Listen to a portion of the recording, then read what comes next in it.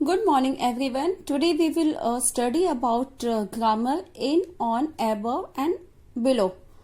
ये 4 प्रीपोजिशन, इसे हम क्या बोलते हैं? प्रीपोजिशन. तो प्रीपोजिशन में फिलहाल फर्स्ट के लिए in, on, above and below जो आपके कोर्स में है वो हम रीड करेंगे. So this is the date. Now इस अगर पिक्चर को देखो तो यहाँ पे क्या है? 1 tree and 2 tree. There are 2 trees, cloud, 2 clouds, 1 sun, and there are some birds. There is 1 house, 1 cat. मेरी ड्राइंग इतनी अच्छी नहीं है बट ट्राई किया है कि आपको समझाने के लिए बना सकूं. सो ये ग्रास, ये फ्लावर्स, 2 kites. यहाँ पे टेबल है, टेबल के ऊपर बॉल है. ये एक बाउल है, बाउल के ऊपर यहाँ पे क्या है? बाउल में स्वीट्स रखा हुआ है. और यहाँ पे 2 birds हैं जो ट्री के ऊपर बैठी है. तो इससे रिलेटेड ही हमने जो इन, ऑन का एक्सरसाइज है वो आपके लिए लिखा है. सो ये था पिक्चर का description. Now 1 is clouds are in on sky. Clouds कहाँ पे है स्काई के? तो clouds are in the sky. Clouds कहाँ होते हैं? In the sky. सो हम क्या लिखेंगे यहाँ पे? In. Clouds are in the sky. Second, sun is. Sun कहाँ है? It is a sun. ठीक है, तो सन कहाँ पे है? It in the sky. Sky में जब हम बात करते हैं either it is a sun, moon, stars, तो वो हम क्या वहां पे यूज करते हैं? Preposition in. तो sun is in the sky या फिर stars are in the sky, moon is in the sky, clouds are in the sky. Third one is a ball is. A ball is the table. अगर हम table से related ball की बात करें तो ball कहाँ है? बॉल है टेबल के ऊपर. देखो यहाँ पे टेबल है, टेबल के ऊपर बॉल रखी है. तो what we will write? A ball is on the table. क्योंकि बॉल, जब हम किसी चीज के ऊपर कोई चीज रखते हैं तो उसे हम क्या यूज करते हैं? ऑन. सपोज यहाँ पे कोई चीज है, अगर हमने यहाँ पे रखा है कोई भी सामान, तो इसे क्या यूज करते हैं? ये टच कर रहा है. One more thing, it is touching. तो यहाँ पे क्या होता है? On. So a ball is on the table. अगर हम टेबल से रिलेटेड बात करें तो a ball is on the table. Fourth, sweets are. Sweets are the bowl. Sweets को किससे रिलेटेड किया है? बाउल से. तो देखो यहाँ पे स्वीट्स है. स्वीट्स किस में रखा है? It is in the bowl. Bowl में है. तो अब बाउल के ऊपर तो स्वीट हवा में तो तैरेगा नहीं, तो कहाँ होते हैं? यहाँ पे पूरा जो इनविजिबल होती है यहाँ पे भी रहते हुए. तो क्या होते हैं? स्वीट जो है किस में है? बाउल के अंदर रखा है. तो हम यहाँ पे क्या लगाएंगे? Sweets are in the bowl. Bowl के कोई चीज अगर किसी के अंदर रखी है तो हम क्या लिखते हैं? In the bowl. जैसे अगर नोटबुक्स है, नोटबुक्स अगर बैग के, स्कूल बैग के अंदर रखा है तो हम क्या लगाएंगे? Notebooks are in the bag. The same as sweets are in the bowl. Fourth, birds are flying the sky. मैंने आपको बोला था जैसे अगर स्काई से रिलेटेड कोई आता है तो हम क्या यूज करते हैं? इन. तो birds are flying in the sky. 6 2 birds are the tree. यहाँ पे देखो 2 birds हैं, ट्री के ऊपर हैं. तो यहाँ पे देखो वो क्या है? ट्री के ऊपर बैठे हैं. तो ये क्या हो जाएगा? Birds are on the tree. क्योंकि ट्री के ऊपर बैठे हैं, वो दे आर नॉट फ्लाइंग. तो फ्लाई नहीं कर रहे हैं. और दे आर सिटिंग. तो यहाँ पे क्या लिखेंगे? 2 birds are on the tree. Tree के ऊपर बैठे हैं. 7 a cat is the tree. A cat is. अब देखो यहाँ पे cat, it is not so clear picture but हाँ अभी क्लियर है. अ कैट इज ट्री के नीचे बैठी है. तो जब हम नीचे कोई चीज होती है तो हम उसे क्या यूज करते हैं? बिलो. नीचे के लिए हम क्या यूज करते हैं? बिलो. तो a cat is below the tree. A cat is below the tree. Now 8 a table is the tree. अब यहाँ पे जो सेम एज टेबल है, ये टेबल जो है वो ट्री के नीचे है. टेबल कहाँ है? नीचे. The table is below the tree. तो क्या हो जाएगा? अ table is below the tree. A table is below the tree. Next 9 a house is. A house is above या बिलो. देखो हाउस कहाँ पे है? ट्री के नीचे है, हाउस कहाँ पे है, ट्री के नीचे है, तो यहाँ पे क्या होगा, house is below the tree. तो what we will do here, a house is below the tree, तो we will tick here. 9, a house is below, done. और 10, some birds are flying, some birds are flying, देखो यहाँ पे birds fly कर रहे हैं, some birds are flying above or below the tree। देखो अगर यहाँ पे ट्री है, ठीक है, तो अगर मैं birds के स्काई के टर्म में करूंगी तो the birds are flying in the sky, but अगर ये ट्री से रिलेट करके हम बोलते हैं तो the birds are flying tree के ऊपर, ट्री के ऊपर है तो क्या लिखेंगे, the birds are flying above the tree, मतलब ट्री के ऊपर, वो ट्री को टच नहीं कर रहे। देखो यहाँ पे ट्री को टच किया, यहाँ पे बैठा है तो इज दिस ऑन, बट यहाँ पे उन्हें टच नहीं कर रहे हैं, they are just flying above the tree. तो यहाँ पे हम क्या लिखेंगे, सम 9 में some birds are flying above the tree, above the tree. 11, kites are flying the sky, मैंने पहले आपको बताया था अगर स्काई के टर्म में लिखते हैं तो the kites are flying in the sky, the kites are flying in the sky। 12, clouds are above or below the tree, अब ये ट्री है, सपोज ये there are 2 trees, 1 tree 2, तो ये जो क्लाउड्स है वो कहाँ पे है, ट्रीज के ऊपर है, because clouds are not touching the trees, तो क्या होगा यहाँ पे, clouds are above the tree, तो clouds are above the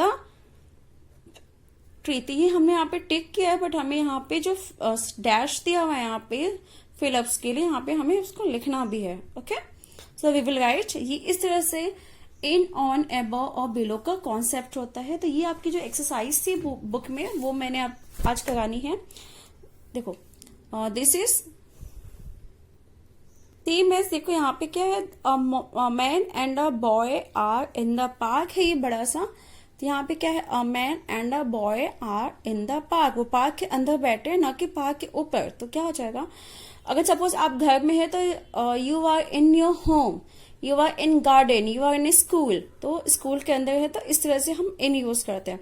the man is sitting अब देखो ये मैन है वो किसके ऊपर बैठा है, बेंच के ऊपर बैठा है, तो क्या यूज करेंगे, the man is sitting on the bench, on a bench. Third, the bench is a tree, अब ये बेंच कहाँ पे है, ट्री के नीचे है, तो ये क्या हो जाएगा यहाँ पे, the bench is below a tree, क्योंकि ये जो बेंच है ट्री के नीचे है तो below a tree.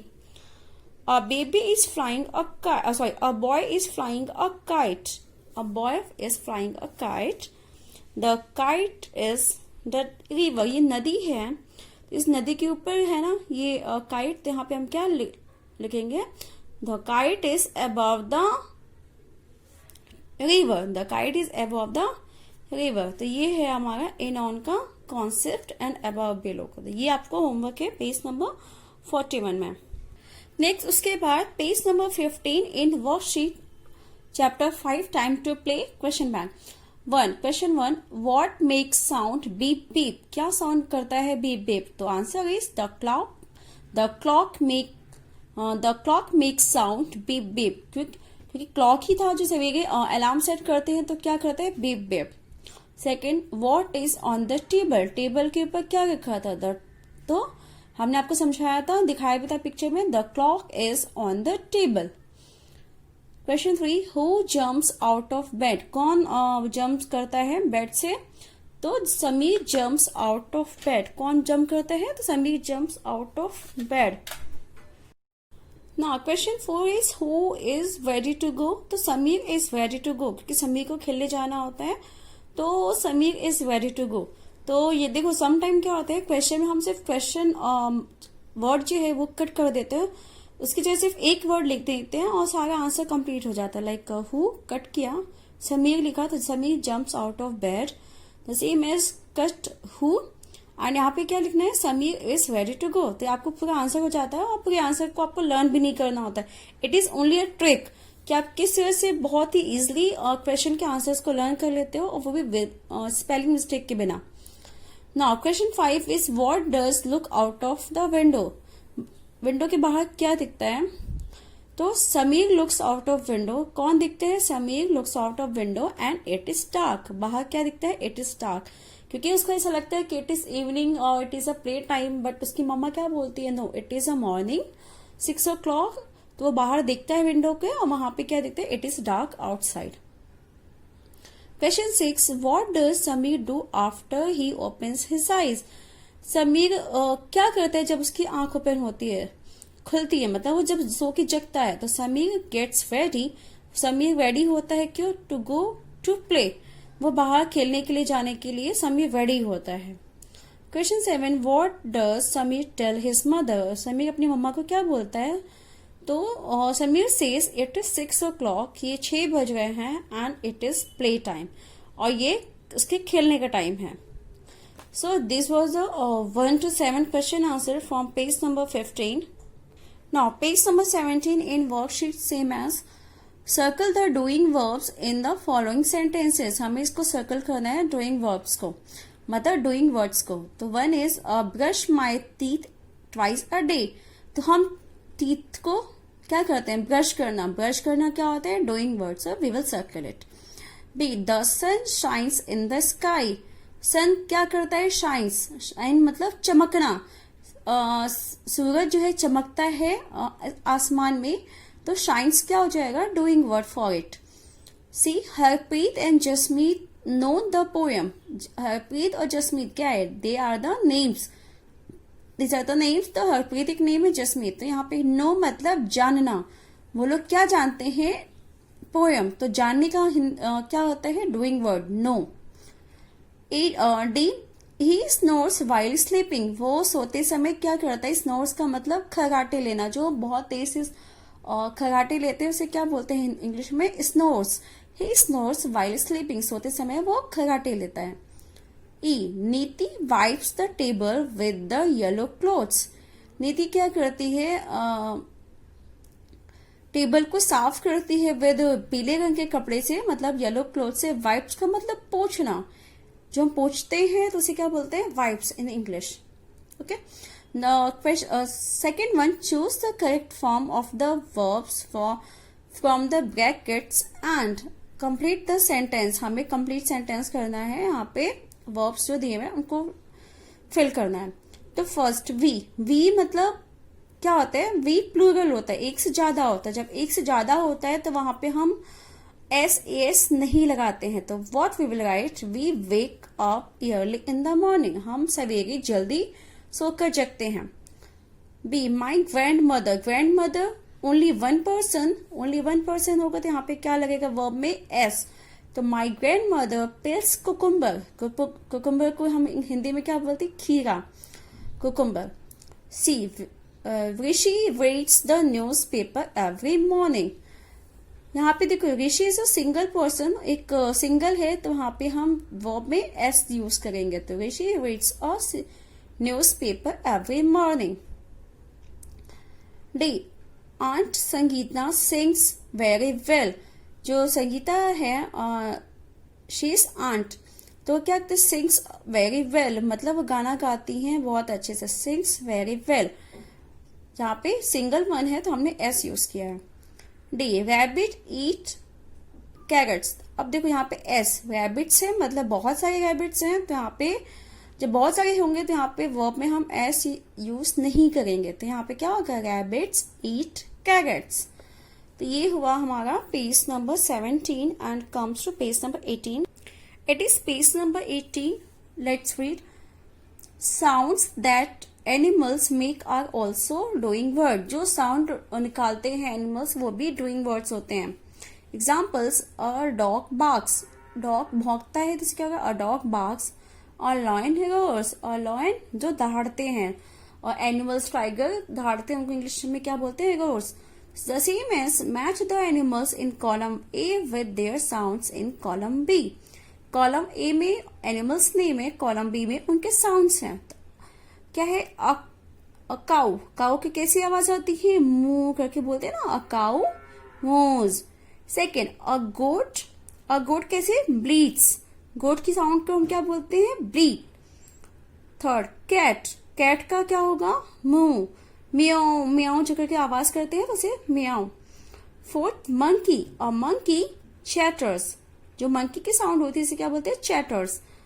Fifth N owl, N owl कैसे साउंड निकालते हैं, हूट्स, वो जो, और आउल का मतलब क्या होता है हिंदी में, उल्लू, एन आउल हूट्स। तो इस तरह से 1 2 3 4 5 हम ऐसे लिखेंगे। यहाँ पे हमें लाइन ड्रॉ करने की जरूरत नहीं है, we will write here neat and clean. So today's homework is page number 18 also. With this, I'm ending this session and have a great day. Thank you.